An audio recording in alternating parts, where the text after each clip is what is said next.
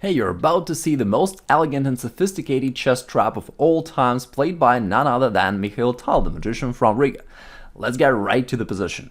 So, that is the position, it is white to move, and here you may try imagining yourself being Tal and finding the right move for white here. And I'll give you 5 attempts to do so because the task is definitely not easy. As I said, I think that it is the most beautiful chess trap of all times, and it's not clickbait. I can't think of anything better that I've ever saw. Alright, so, by the way, think about the 5 move candidates that you would consider here as white, and after I show you the solution, you will then let me know in the comments below if you could find the winning move, well, not the winning move, but the move played by Tal yourself. Alright, so let's think about the position for a second. It is white to move once again. We can see the black's king is centralized over here, and ideally white would love to attack it. But of course it's not easy, because it's literally surrounded by the black's pieces, right? They put as much defenders as they could around the king, and therefore doing anything against the black's king is definitely not easy. Definitely not easy for white to break through somehow. So here's what Tal decided to do instead. He played the move, which is something unparalleled completely, I think. He played the move king to a1, and as much as it's hard to believe, this is an attacking move, and white aims to checkmate black by playing this weird move king to a1. And it does make sense because it's an absolutely evil trap. Alright, so let me show you the idea here. First of all, Tal realized that he can't attack right away. There's just no way. Again, black is defending just too well here. And so he thought to himself, okay, but what black is going to do here? Because for black it's also not that easy to move or to attack anything. And pretty much the only move which comes to mind when it comes to black is pushing the pawn here forward to f5, which would attack the bishop over here and also overall solidify the black's position in the center, locks the position in the center further, and looks like a good move candidate for black to play. And anticipating that move, Tal played a move king to a1, which sets a really high level trap. Black indeed played pawn f5, which is what Tal expected, and here now he sacrificed the bishop over here on f5. But it's not the end, it's just the beginning. Now this sacrifice opens up the e-file so that white can attack there, and therefore Tal follows up with a rook sacrifice here on e7, black recaptures, and now rook e1. Check to the king once again. So far it looks good, but definitely it's not the end, it's just the beginning. So let's keep enjoying it. First of all, what if black covers the king? Does this help? No, it doesn't, because the problem of black is that this pawn f7 is pinned, and therefore if white captures this bishop over here, black cannot recapture. This pawn cannot move and recapture. So if white captures over here, black can capture again because the pawn is pinned to the king, so that's not an option. And if black can't do that, then black is in a big trouble because the knight attacks all around.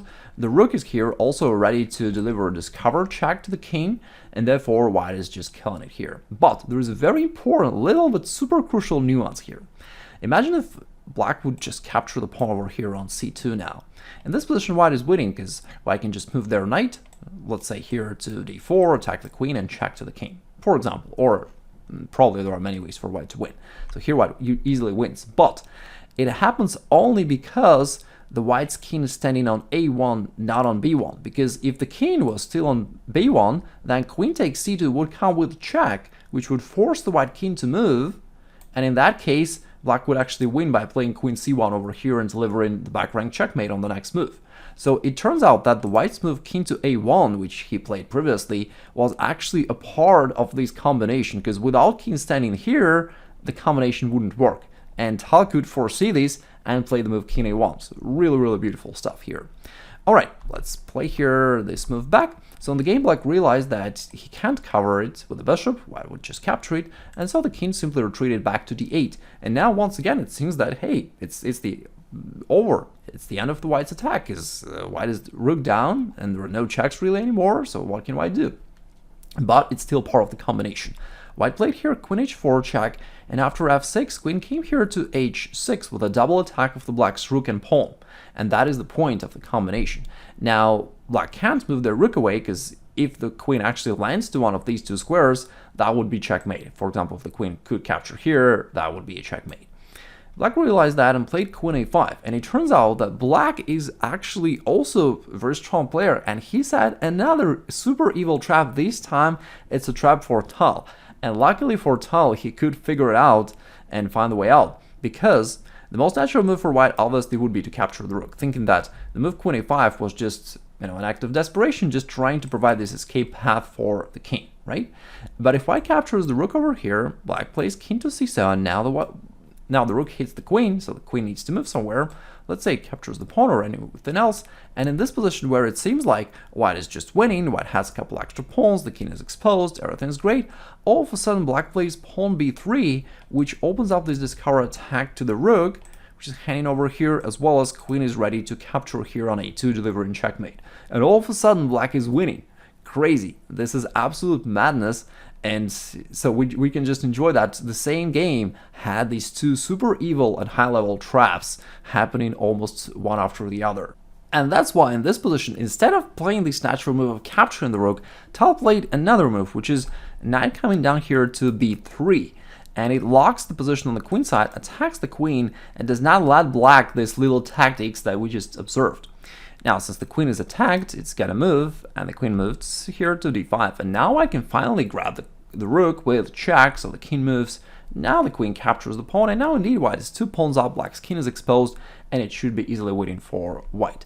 Black played rook e8 though, set another little trap, because if white lightheartedly tries to trade rooks here, instead of recapturing, black would say, oops, it's queen d1 checkmate. So we gotta be careful.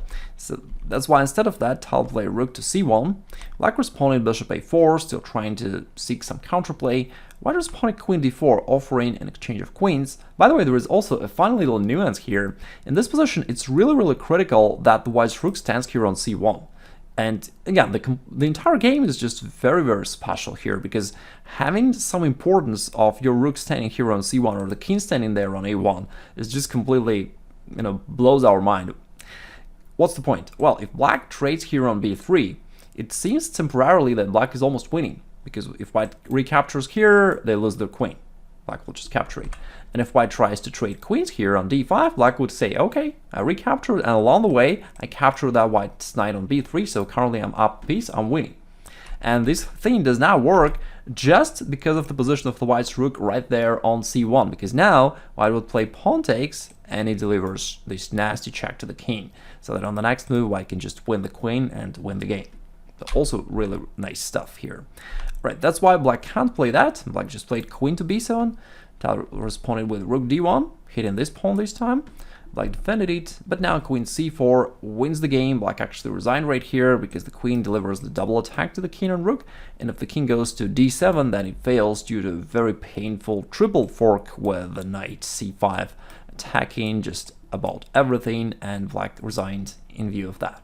So once again, I just think that it is absolutely mind-boggling that white could play king a1 in this position and foresee all these following variations, which are completely not obvious and extremely difficult, and that's why I think that it's the most sophisticated chess trap of all times. But if you know of him better, let me know in the comments below.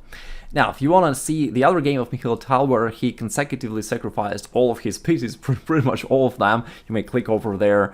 And also, if you're enjoying these videos and want to support the channel, you may click over there and subscribe and hit the bell so that you don't miss out on the next uploads. Thank you very much for watching and for your support. Have a great rest of the day. Take care.